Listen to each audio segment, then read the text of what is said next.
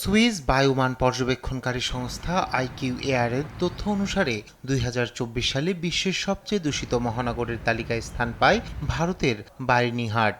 উত্তর পূর্বাঞ্চলীয় রাজ্য আসাম ও মেঘালয়ে অবস্থিত শিল্প শহর এটি। প্রায় ৮০টি শিল্প প্রতিষ্ঠান রয়েছে শহর জুড়ে। বিশেষজ্ঞদের মতে যানবাহন ও প্রতিষ্ঠানের দূষিত বায়ু, শহরের ভূপ্রাকৃতিক অবস্থান সব মিলিয়েই বায়ুর গুণগত মান হারিয়েছে।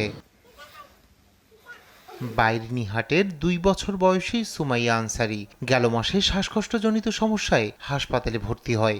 অক্সিজেন সহায়তায় শ্বাস নেয় ছোট্ট শিশুটি।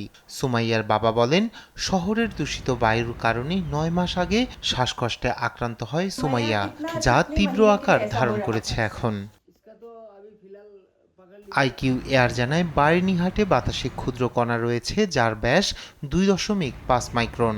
বাতাসে কণাগুলোর ঘনত্ব প্রতি ঘনমিটারে ১২৮.২ মাইক্রোগ্রাম, যা বিশ্ব স্বাস্থ্য সংস্থার প্রস্তাবিত মাত্রার ২৫ গুণ বেশি। স্বাস্থ্যসেবা কেন্দ্রের কর্মকর্তার মতে প্রায় ৯০% রোগী কাশি ও শ্বাসকষ্টের লক্ষণ নিয়ে আসছেন।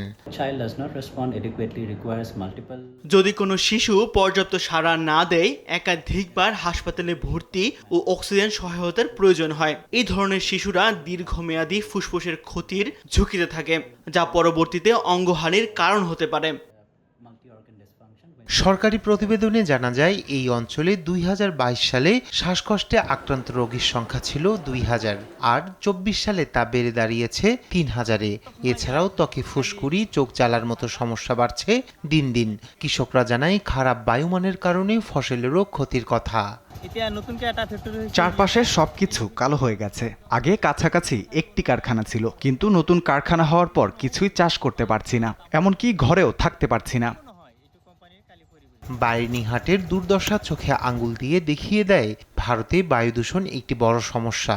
দূষণ মোকাবেলায় যৌথ কমিটি গঠন করার প্রতিশ্রুতি দিয়েছে আসাম ও মেঘালয় রাজ্য সরকার, যা শহরের পরিবেশগত দুর্দশা কমানোর দিকে একটি উল্লেখযোগ্য পদক্ষেপ।